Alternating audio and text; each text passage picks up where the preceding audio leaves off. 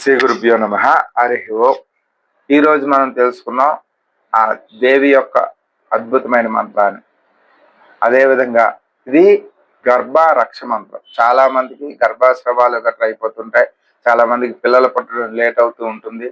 అలాంటి వాళ్ళందరూ కూడా ఈ మంత్రాన్ని ప్రతినిత్యం ఎంత వీలుంటే అంత చదువుకుంటే మీకు శీఘ్రంగా మంచి సులక్షణాలు ఉన్న పుత్రిక కానీ పుత్రుడు కానీ పుట్టడానికి అవకాశం ఉంటుంది. అదేవిధంగా ఆ గర్భస్రావం అవ్వకుండా రక్షిస్తూ ఉంటుంది.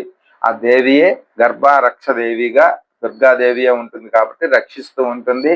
మనవన్నీ మన ఎటువంటి ఆటంకాలు ఉన్నా అవన్నీ తొలగిపోయి మనల్ని చక్కగా కాపాడుతూ ఉంటుంది అమ్మవారు.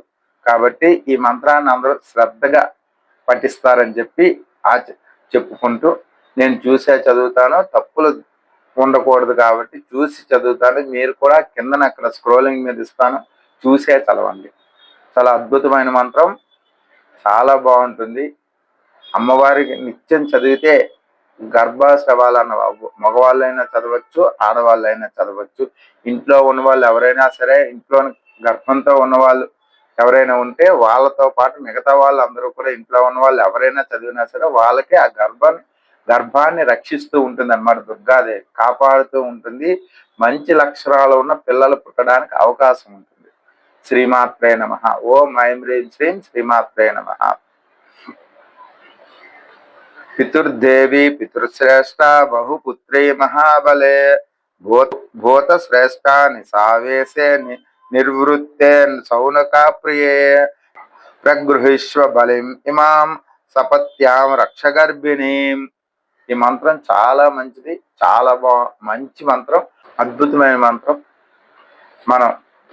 మన ఇంట్లో ఉన్న పిల్లలందరికీ చాలా ఉపయోగపడుతుంది. అదేవిధంగా ఎవరైనా సరే గర్భంతో మన ఇంట్లో ఉంటే ఎవరైనా చదవచ్చు. చదివితే ఆ గర్భస్రావం అవ్వకుండా మంచి సుగుణాలు ఉన్న పిల్లలు పుట్టడానికి అవకాశం ఉంది.